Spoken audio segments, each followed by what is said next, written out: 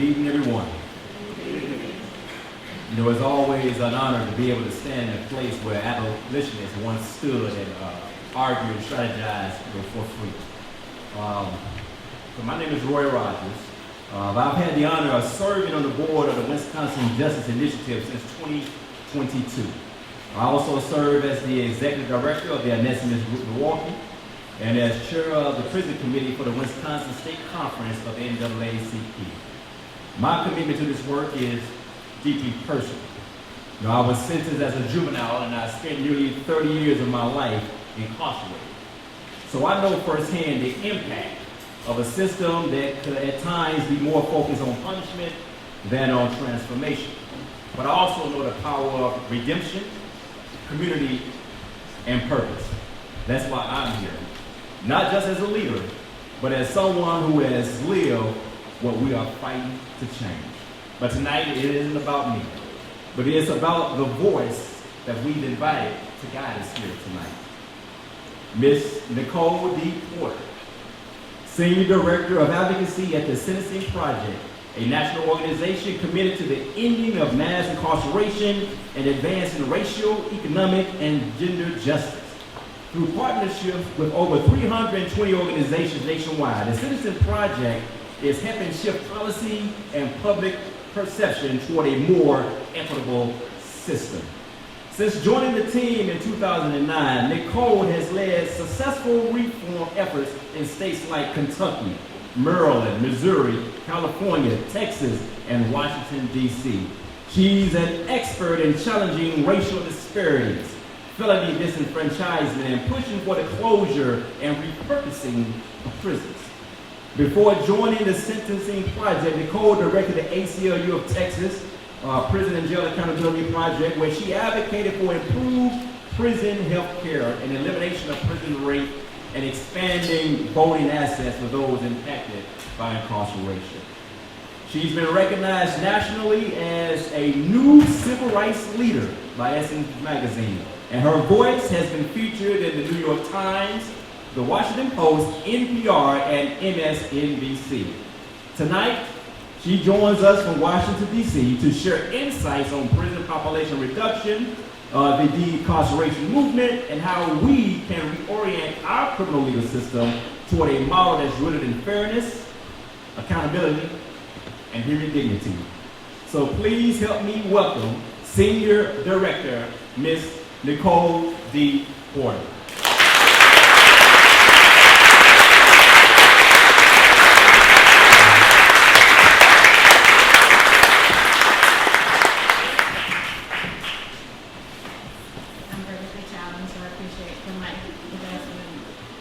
Good afternoon or good evening, everybody. It's a pleasure to be here.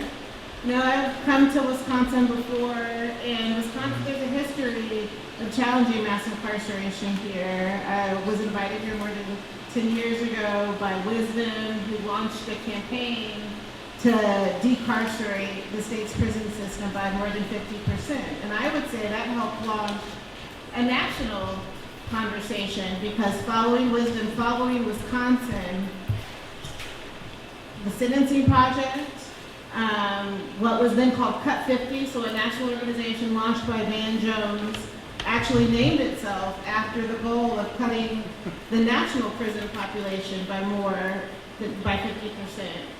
So when thinking about coming back here, when I got the email from Margot and Alexandria, I was like, well, what's going on in Wisconsin now? And that was before things changed in November. You know, so we started these conversations several months ago, and things have really shifted in the last couple of months. So not only how have things changed since you all started talking about cutting the state's prison population, but how has the country changed? How has the world changed over the last couple of weeks? And over the last couple of weeks, really, the entire system and sector around alternatives to incarceration has shifted. I mean, just a few weeks ago, more than $500 million was cut from the Federal Department of Justice grants that canceled funding from groups that support victim services advocacy, groups that do technical assistance, on public defender support. So we are meeting and gathering and talking at a time that's pivotal.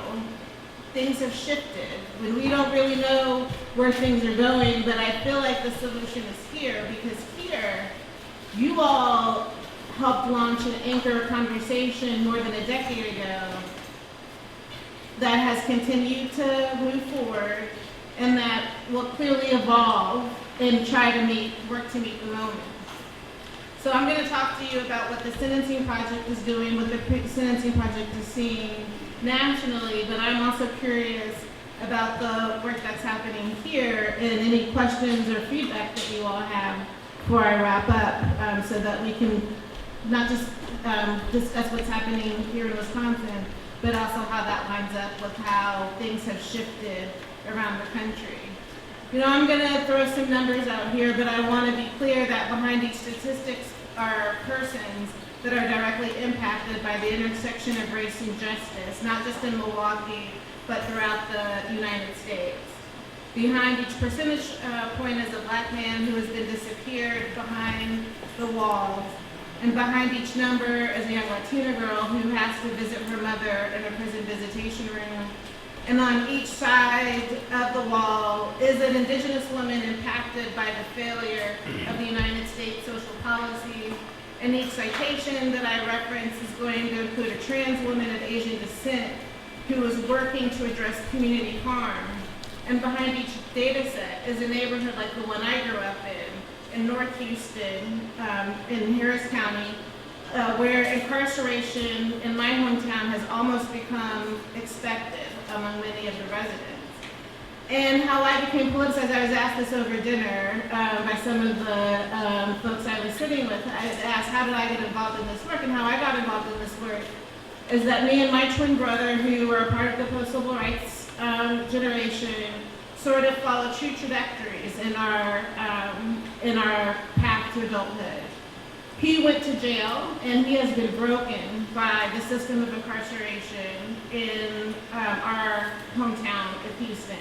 He's still living with the trauma of his incarceration, and his children are certainly impacted by the fact that he was disappeared throughout their young life, and has really not been able to become very functional as an adult because of the traumas that he's experienced.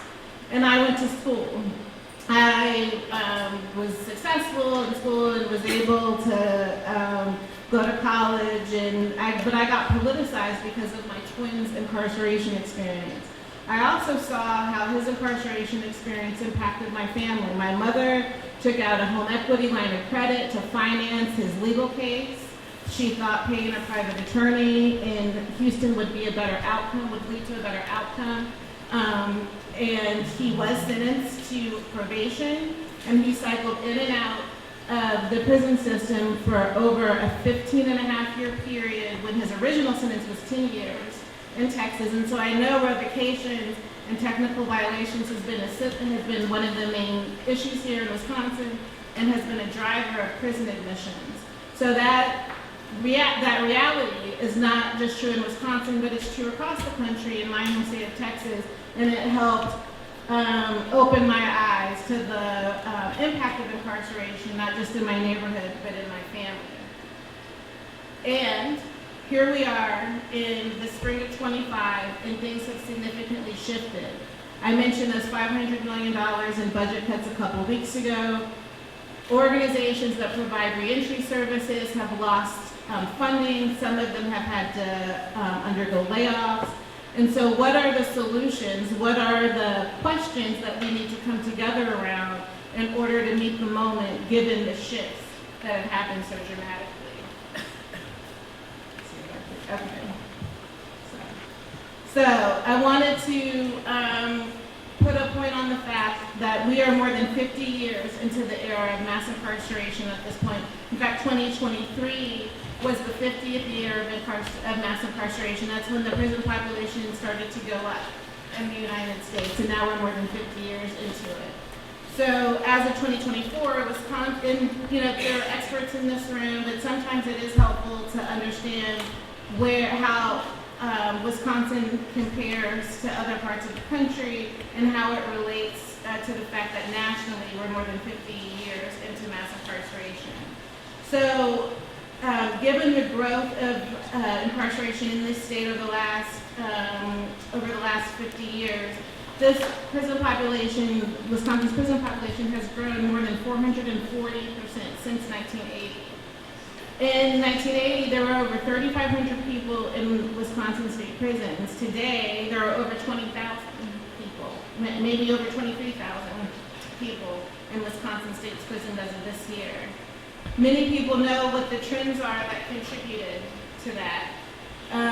Nationally, there's 1 in 5 black men born in 2001 who's likely to be in prison at some point in their lifetime. And in fact, in Milwaukee, you all have the highest rate of racial disparity for black men who were incarcerated in the criminal legal system. Nationally, at the start of the era of mass incarceration, there were fewer than 6,000 women who were in state and federal prisons. This level reached a high of 105,000, more than 17 times the rate of 1970 levels in 2015, followed by a marginal and steady decline, but as of 2022's population, it was above pre-mass incarceration, continued to rise above pre-mass incarceration levels. More than 62,000 women were imprisoned in state and federal prisons, and the growth of women's imprisonment in 2021 to 2022 more than doubled that of the rate of men. Nationally, in 2022, over 63% of persons in state prisons were convicted of violence. That ranges from armed robbery to homicide, but compared to the rate of people in prison in 1970, only 30% of people in prison were in on violent offenses. So today, 1 in 6 people in prison, nearly 200,000 people nationwide are serving life sentences, although here in Wisconsin that rate is about 8%. So,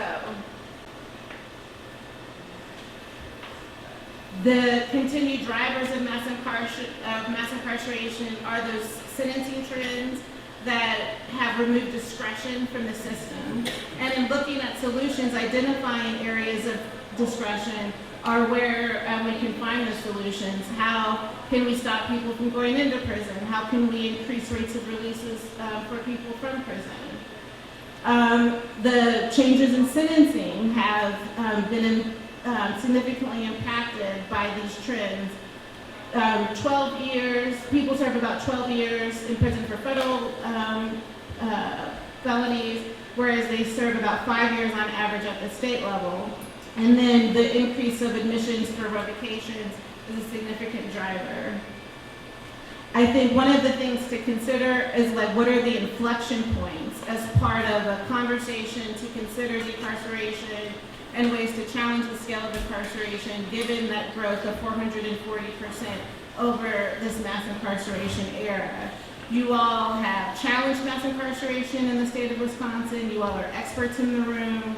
I know that a lot of the energy is centered in Milwaukee and Madison, and the conversations across the state need to be built out in order to build popular support, political support, to call the question how we got to 440% growth over this era of mass incarceration and what the solutions could be to help support a significant decline, more than 50% decline, like the folks in Wisconsin were calling for more than 10 years ago, and the solutions that folks in Wisconsin are calling for today.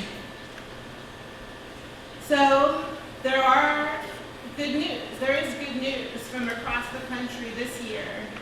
There are new trends in sentencing reform that hopefully can help create more political and popular support for reducing the number of people in prison, for enacting structural changes that can help increase releases and hopefully help prevent people from going into prison to begin with.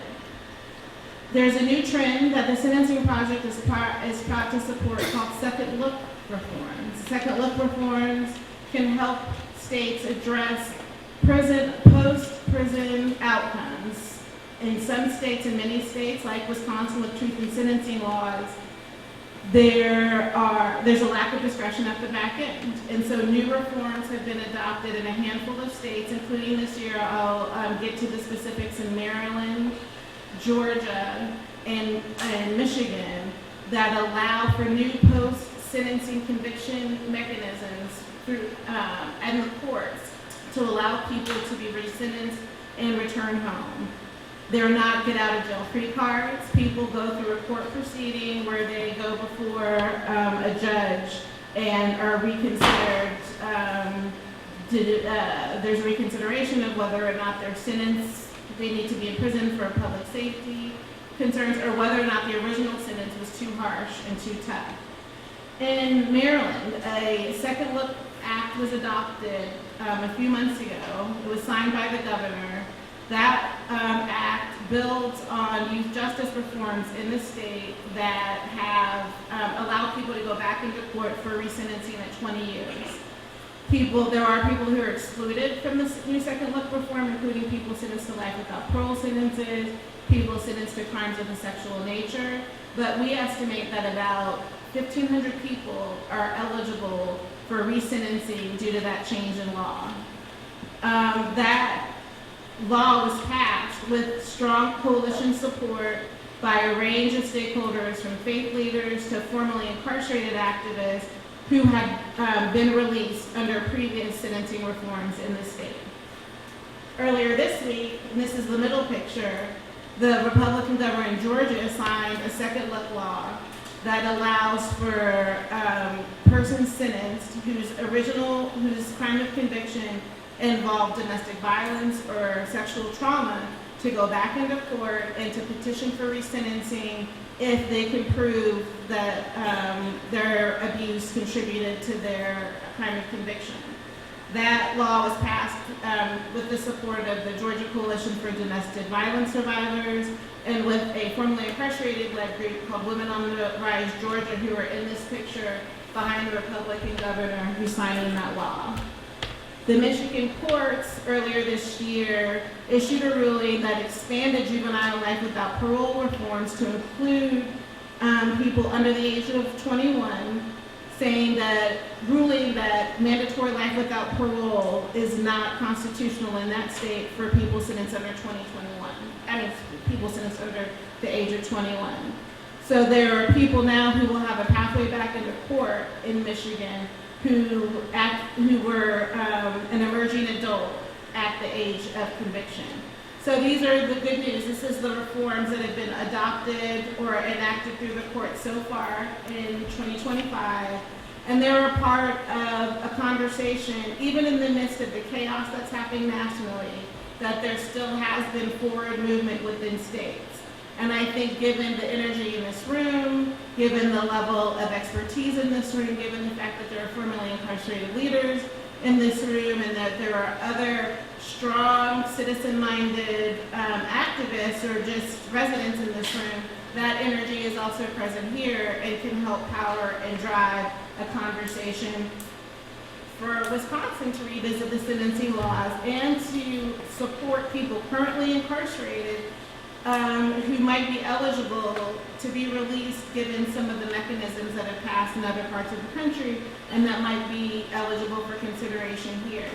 And I know one of the under the radar strategies that's been present in Wisconsin is prosecutor-initiated resentencing. And there's been some successes. There's been some cases where people have successfully been able to petition the courts for resentencing, and prosecutors have helped lead that. And given the judicial leadership that's in the room, in states that have had these second look laws passed, the judiciary was a strong stakeholder and supporter of those laws. In New York, there's a pending second look law that a strong coalition is behind. Leaders in the New York judiciary have come out publicly in support of the second look law bill there. They've gotten op-eds placed in some of the main state newspapers. They submitted testimony. They've been strong proponents to revisit the sentencing laws. In the state of Michigan, where the courts ruled to expand post-sentencing relief to young adults, to emerging adults, the judges have had a strong track record of saying that the system of criminal legal policy shifted over the many decades that they've been presiding over the court, and have advocated for the revisiting of the practices that took away their discretion or that closed off post-sentencing relief for people may have sentenced 20 to 30 years ago, and have been strong proponents for that state also revisiting its sentencing law. So this is the window of time that we're in spite of some of the chaos that's happening nationally, and the fact that in the last couple of weeks there's been a withdrawal of support from the federal level from many local and state service providers and organizations who are drawing down resources. I will say that one of the hallmarks of shifting how we respond to law breaking is the way that the justice system has responded to youth crime breaking over the last 20 to 30 years, which has resulted in a significant decline since 2000 of youth placed in out of home detention.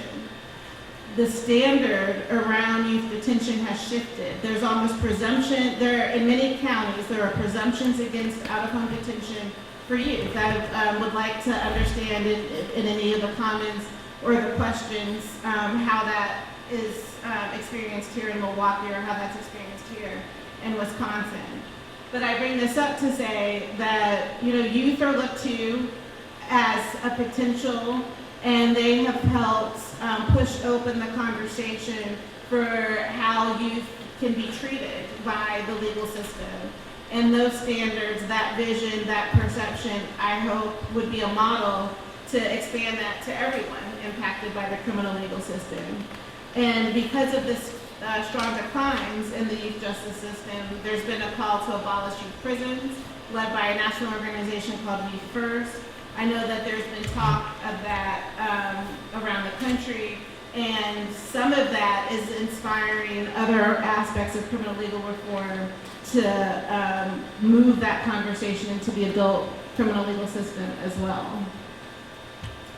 And so one thing around critiquing the scale of incarceration and addressing the post-sentencing issues that can help alleviate pressure on the system and hopefully help result in reducing or decarcerating not just Wisconsin's prison system, but the national prison system, is to talk about what we can be working towards, what the advocacy can be affirming, what the advocacy can be moving us in the direction of.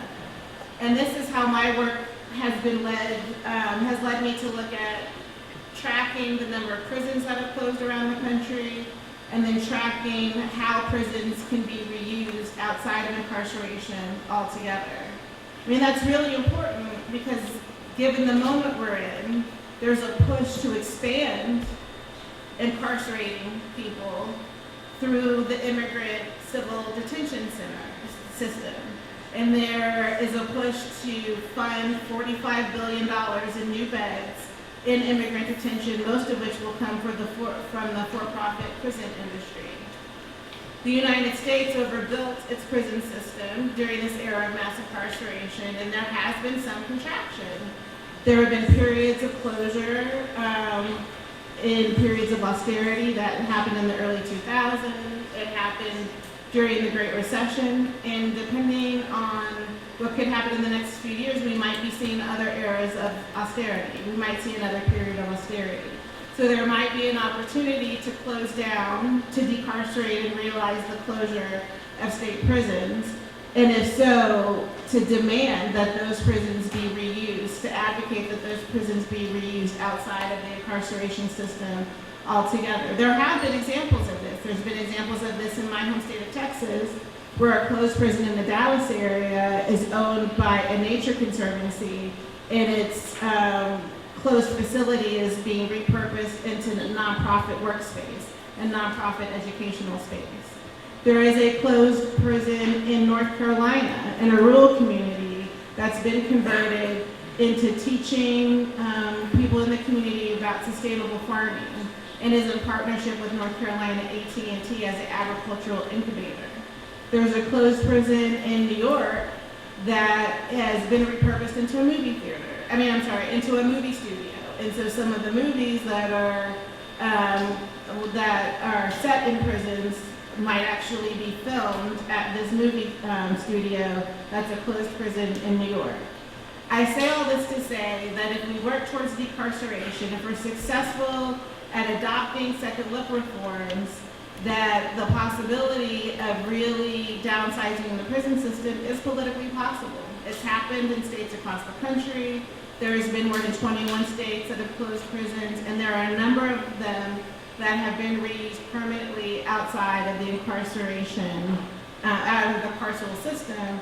And that's critical given the moment we're in. And it's also important to offer different alternatives to what communities demand, to what might be possible given, to meet the moment, to meet the spirit of what's happening nationally and how that could be impacting Milwaukee and how that could be impacting Wisconsin. So where do we go? Sentencing reform is one place to start as part of a decarceration strategy. There's also the questions of what do we build in the face of contraction, in the face of divestment from the federal government. And so scaling back and closing down prisons will hopefully create an opportunity to reinvest or reprioritize public monies.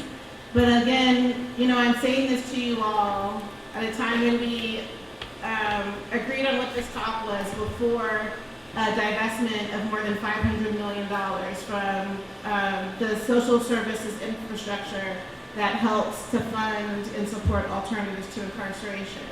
So I too have curiosity about what the solutions are right now, given the reality that we're bumping up against. Not just you all will be bumping up against here in Milwaukee, but what we're bumping up against nationally. So I come with questions, and I come with eagerness to figure out and work with you all to try to answer them. I think one thing, and I was talking to Roy a few weeks ago, I was asking Roy, what would be helpful to hear about in this discussion. And, I think that we're all trying to figure it out. And so I hope that's not too unsettling, that I come with questions as well and eagerness to learn. I wonder what the new solutions will be that get developed in this moment to meet the moment and to address the need that will undoubtedly be surfaced because of the divestment of federal support from reentry services, from community violence intervention services, from other services. I wonder how mutual aid networks will develop in Milwaukee and Madison and across the country. I didn't even realize the historic importance of this building, but I wonder what new solutions, what new opportunities need to emerge from history, need to emerge from the lessons from what happened, how did communities come together following the end of the Civil War and the midst of Reconstruction, when there certainly wasn't any federal supports to help newly freed enslaved Africans learn how to come together. And then the Freedmen's Bureau and the contraction of federal support during the post-Reconstruction period. There are lessons to learn here in Milwaukee and across the country in terms of how to meet this moment. And I think that this is something that we'll have to figure out, we'll have to work on, and we'll have to be conscious of and acknowledging.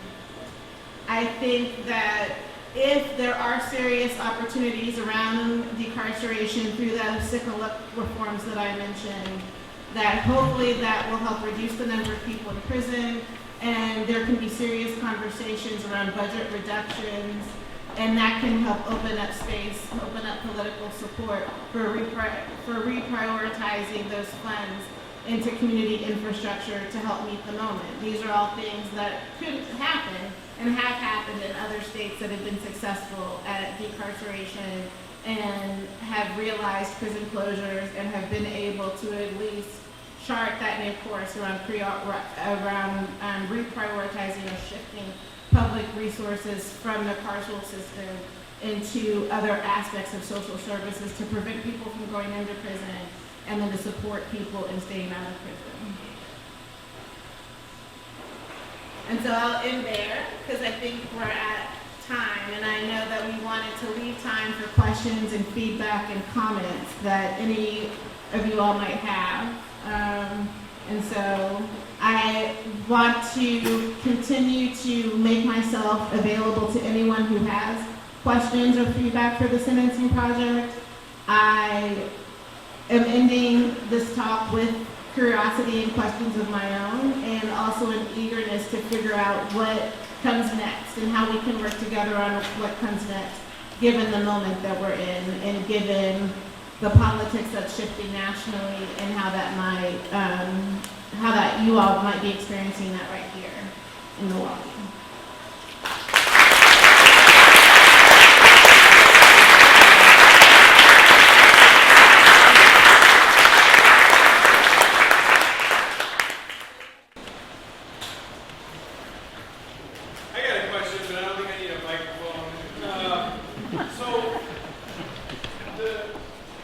I use a lot of your materials in different sense. I'm a public defender here in Milwaukee, and I love a lot of what I have been able to pull, and you know, I find that there are quite a few judges in this jurisdiction that are receptive to those arguments, and others who will frequently, you know, say, oh well, you know, this whole all this data-driven stuff is great, but this is the case particular, right? That this, I gotta put down the firm hand of justice here, but I guess when you've seen some of these successful efforts in other states that have resulted in reform, I'm not concerned, you know, about the judges that are here today, right? But the other 40 plus that are not, that are circuit court judges here and other courts of appeals judges who, you know, how do you, those other states where you've seen consensus building, is there any sort of like, I don't know, magic way that have gotten more heads at the table? Because I think many of us who have been doing this long enough sort of know who our more receptive audience might be to something like this, but continue to run up against obstinance when we discuss things like the work of your organization and make more policy or blanket arguments against mass incarceration, trying to prevent them from doing it on a micro level. Does that make sense? It does make sense. And, you know, I think about the states that have had, where there's been, you know, many years of reform. And the explanations is that it's part of the culture of the state. There was like a window of opportunity in which many stakeholders with influence came together and were receptive to the idea that there were too many people incarcerated or impacted by the system. So that created an open window to structurally change things and to sort of embed those reforms in statute. And so if there are people to move and persuade on that don't come to conversations like this one or aren't in the networks, then it's like, well, where are those people meeting and who will they listen to? I think, you know, it's probably not, these are probably things that you've thought about before, given the work that you're doing. So it is, I think, around finding people, stakeholders, thought leaders that they might be open to hearing from who can make those arguments. Maybe they know the players in the Wisconsin judiciary, so maybe it's about, maybe they would be open to listening to people, to judges from outside of the state with similar perspectives or who have a similar background to them. Perhaps these judges that ruled in the Michigan cases could be invited to a judiciary conference, a judicial conference here in Wisconsin, and speak to how the recent cases in Michigan were decided and their thinking behind that. There is a head judge in New York that issued, that got an op-ed place. Perhaps they'd be receptive to that judge, although I don't know if a New York judge would carry any better weight in Wisconsin than than your Wisconsin colleagues. But, that's one idea. This is an issue that other folks bump up against in other states, that the people who get it, but it's the other folks that they have to convince. It's hard work, and it's laborious work, because there might be pockets of support in one year, and a case or an event might completely turn the tide, or fatigue might set in and make people unreceptive in a future year. So I'll just say that in addition to the energy in this room and that brought you all out on this evening, there is support. You have friends at the Sentencing Project. There are other organizations outside of Wisconsin who are eager to support the conversations here. And so thinking about who the speakers might be that non-receptive judges or others would listen to, and it might take some strategizing and some brainstorming. And it's not a one-off. It's not one event or one conference. It's like probably a sustained, ongoing conversation. But there's a well of people to pull from if interested and if there's support for that. Thank you. I have it. There's some people at the microphone. Oh, okay. Oh, Edgar. Thanks for coming today. It's actually kind of a similar vein from what Colin had just asked. I know we are in an unprecedented time, obviously, when we're under an autocratic federal government, so there's sort of a national movement there. But as it relates to state legislatures, because you all have worked with, I heard a couple red states, right, from Georgia. What are some lessons from your advocacy, what worked, what didn't work with the legislature, that could be lessons that we could take here in Wisconsin in terms of, decarceration? What messaging works for them? Is it a cost issue? Is it a workforce development issue? Like what resonated with the tough on crime crowd? Yeah. That made you do some miracles in those states?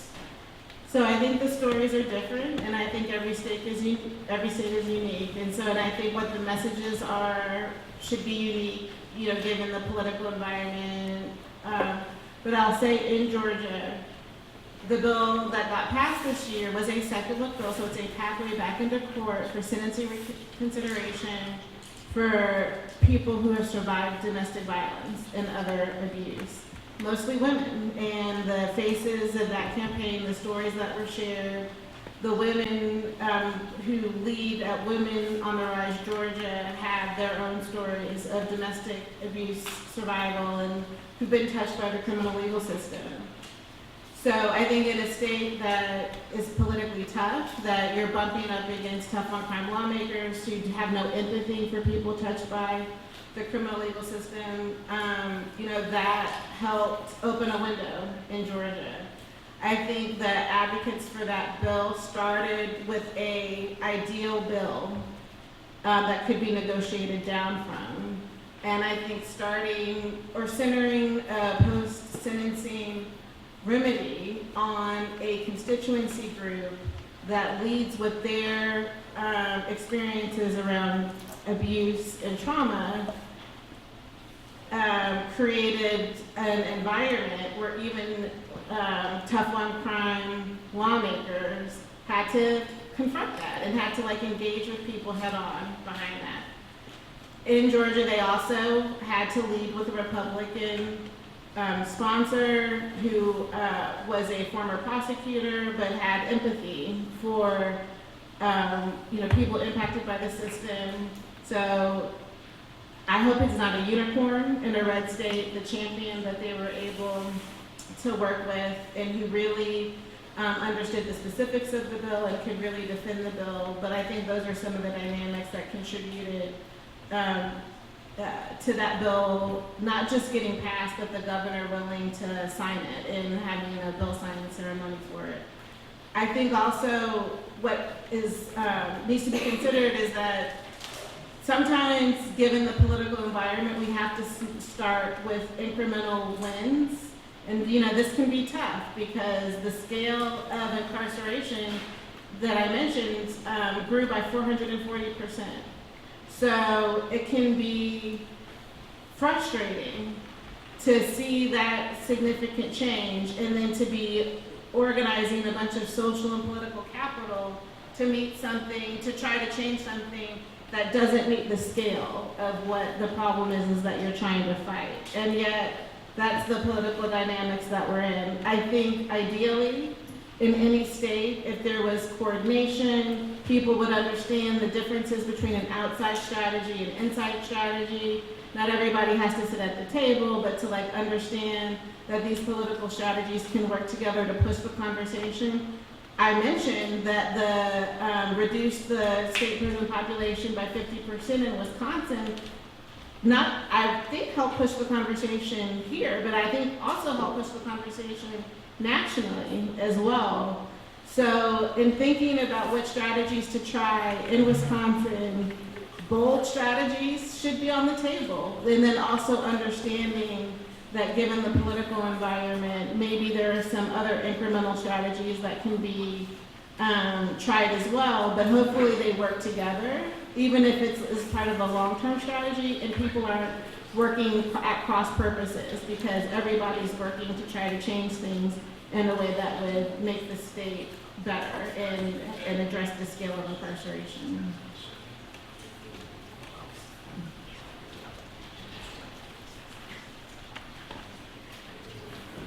I'm a former public defender.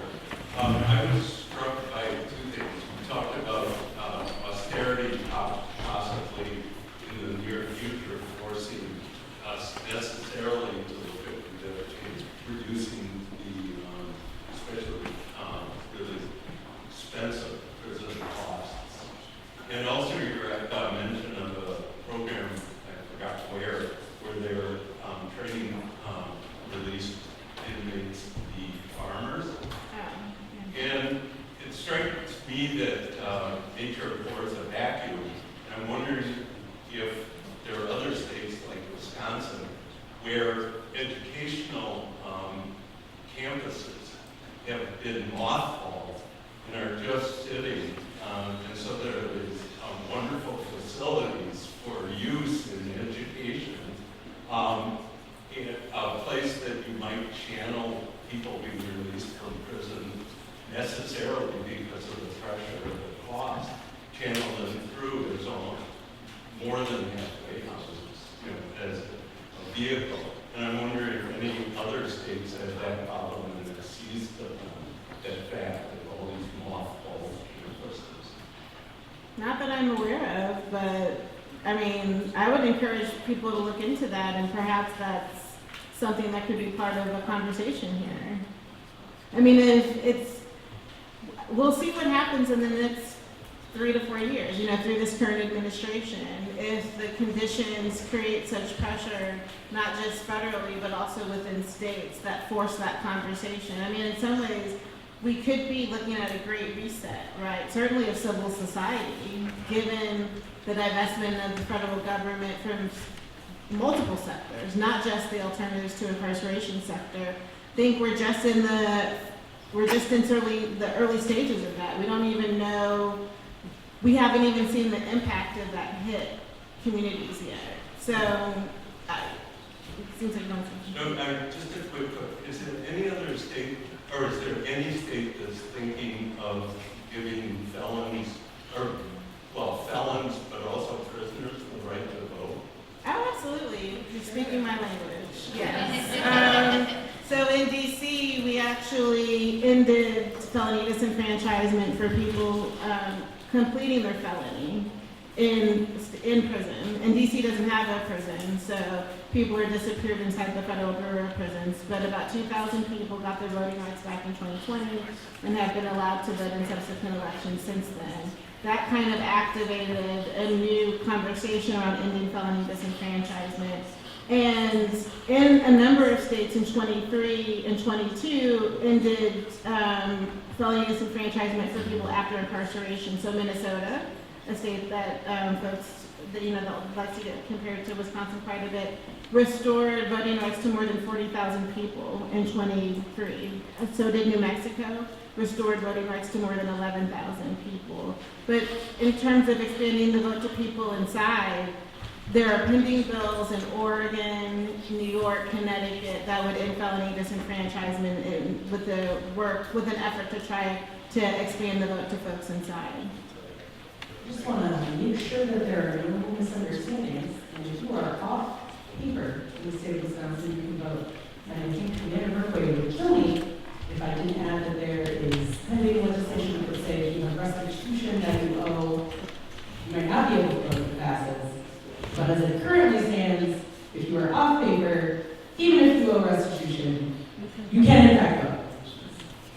Yes. Want to make sure you It's very important to get the distinctions different state to state because there's such confusion. And I think it's because of popular culture and how people, what people learn in civics class, that people assume that just because folks have a felony that they can't vote. And the laws have changed since many of us were in civics class, so that also contributes to confusion and misunderstanding about what the felony enfranchisement laws are. But certainly in Wisconsin, if you're off paper, you can vote, and that's really important.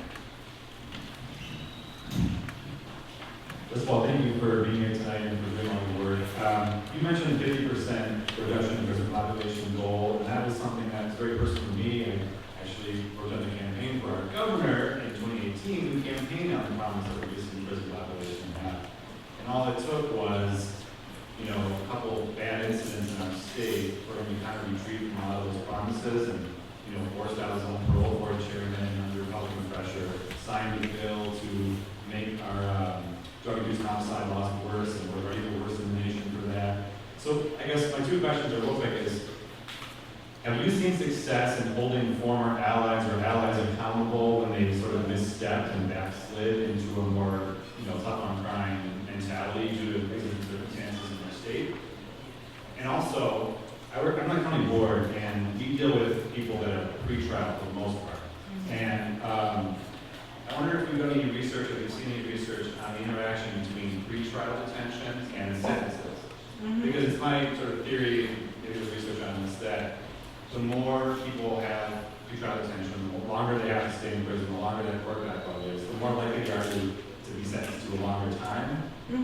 And so what can we do to restore the presumption of innocence in this country such that people aren't taking plea deals and, maybe challenging their charges a little more and taking off some, I know it's complex.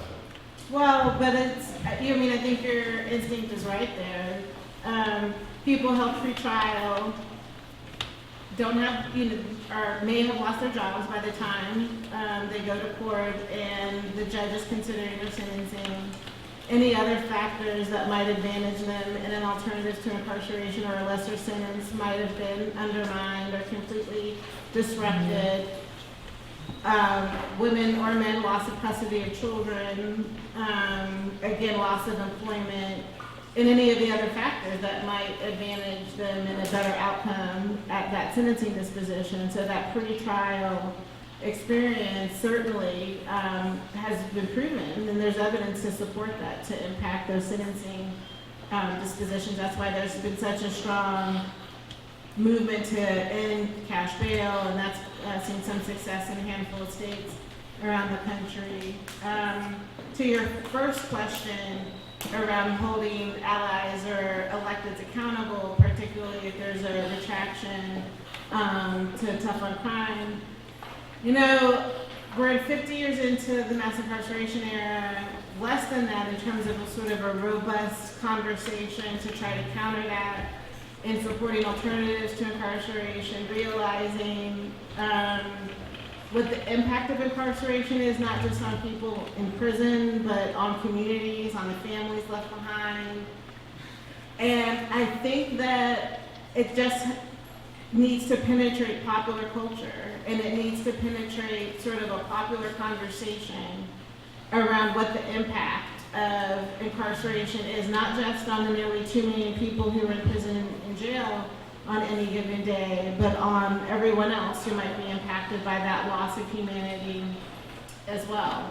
You know, we have been touching on this moment that we're in, and what got us to this moment was a movement that didn't let up, even when they weren't in power, in the White House or in the State House.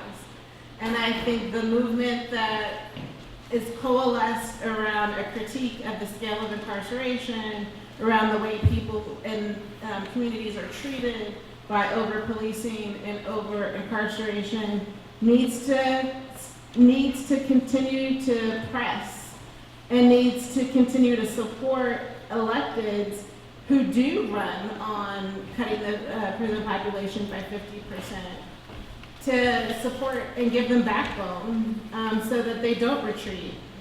And to have those conversations, you know, inside conversations, and figure out the pressure campaigns to have outside to continue to move the conversation and to move the narrative around why the scale of incarceration is the problem that it is, and why it should be a rational conversation to reduce the prison population by 50%, given the scale of incarceration that we've seen over the last 50 years and over the last 45 years, which is the period that I focused on here. So it's about resources to support that, because clearly there's the political capital and there's the social capital here. There's the social capital that came together more than 10 years ago around that reduce the state prison population by 50%. But there are also tactics that cost money and cost resources, not just in terms of financially, but also time and energy. And like trying to sustain that is a challenge in and of itself. And so, and I think that there are moments and those inflection points that I tried to point to where people will be activated and will join the town hall conversations, and then there will be smaller moments where you might not be able to fill a town hall, but the people who are moved and passionate and you know, still want to get around a dinner table are going to be there to figure out how to keep things moving forward, even during a period where there's not a lot of energy and enthusiasm. And you just have to think about the fact that we have the administration we have and the amount of change that has shifted this country since January 20th. That didn't just happen. People, they had a plan in place. And so how can we continue to develop a plan, refine the plan, and be ready when a moment opens up to demand something better, to demand better for our communities, for the people who are most marginalized by the policies and practices that are in place, and to push the conversation open, because that's what we deserve better than what we're getting, given the nearly 2 million people who are incarcerated on any given day.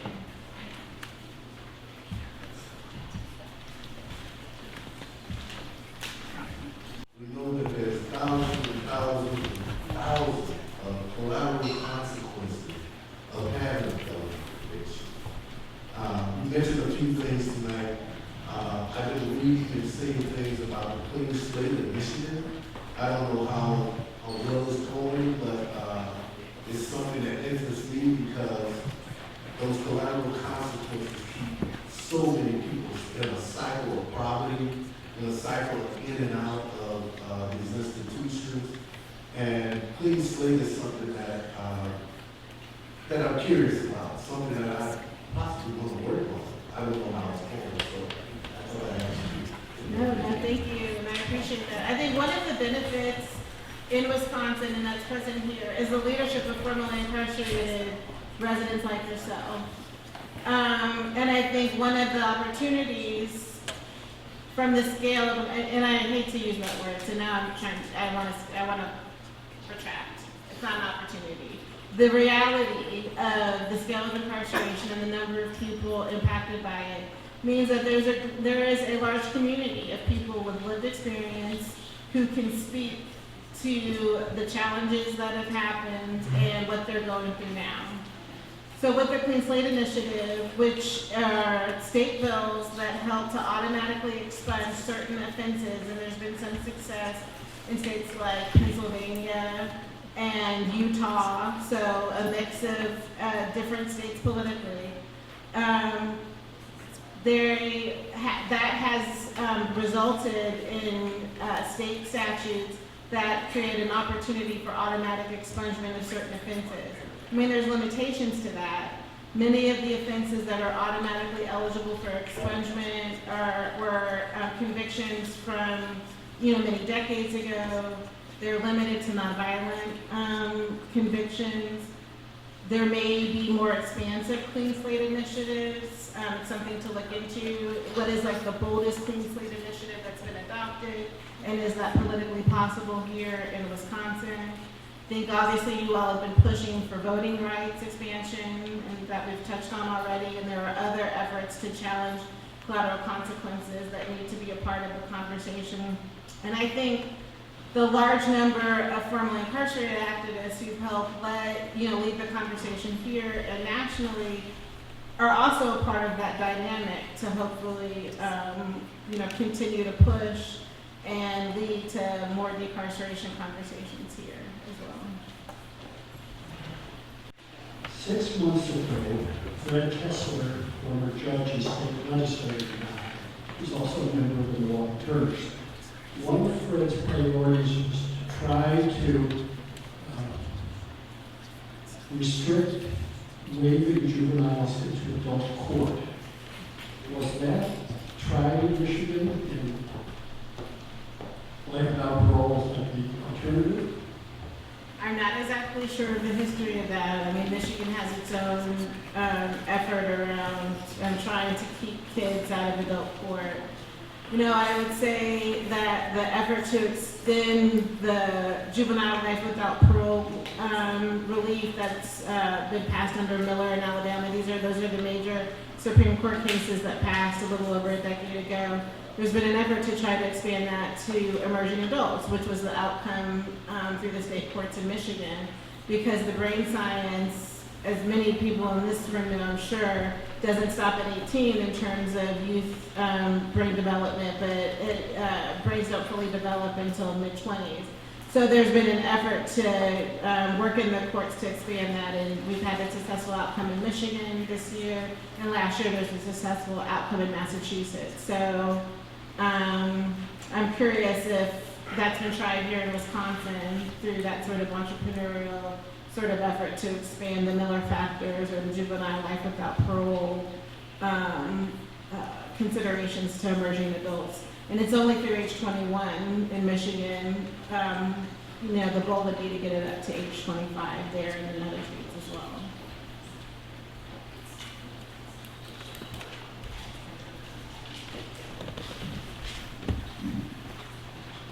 Thank you once again, Nicole. So I have a question that I wanted to speak to. Actually, it's for my colleagues. So by day, I work for a global marketing experience company, and a lot of our Wisconsin-based colleagues, they live in West Allis, Waukesha, Hartford, Sussex, Germantown, and majority of 90% of them, they are not justice involved. They're not system impacted. They have no encounters with the criminal legal system at all. And so when I talk to them about the advocacy work that I do with the Wisconsin Justice Initiative, they always ask me, they say, Roy, how does decarceration and public safety coexist in the same space? So if you can kind of speak to that, I can provide it to the very next time. All right.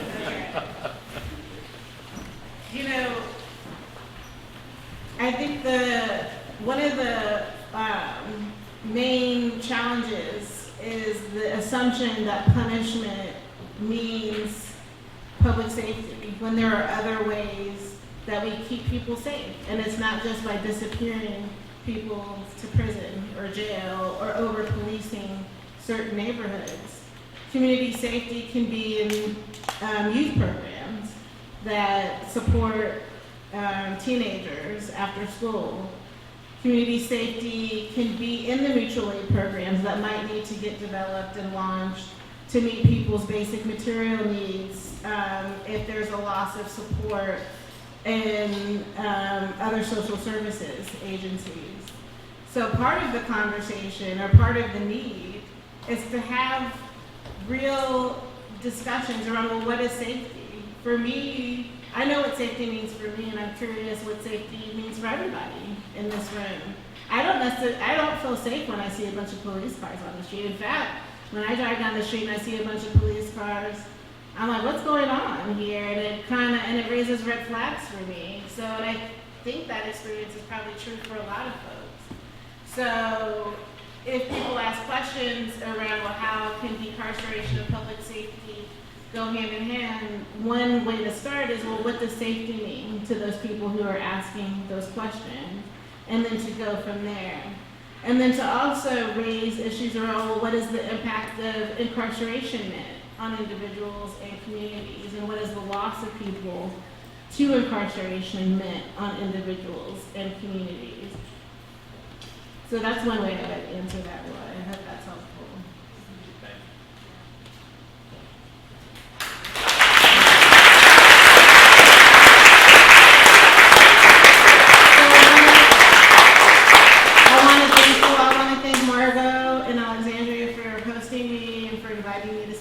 It's been an honor to join you all. And I came out here more than 2 years ago, and so I know that the energy and the solutions are here. And to your comments about the fact that you were part of that campaign, so y'all got it here. It's just how do you keep it going, and how do you sustain it when the energy may ebb a little bit, but clearly that there's a spirit. And there are people here in Milwaukee and throughout the state who are committed to doing things differently. And I think you all have support in the Sentencing Project, and you all have support in other allied organizations outside of the state as well. Thank you.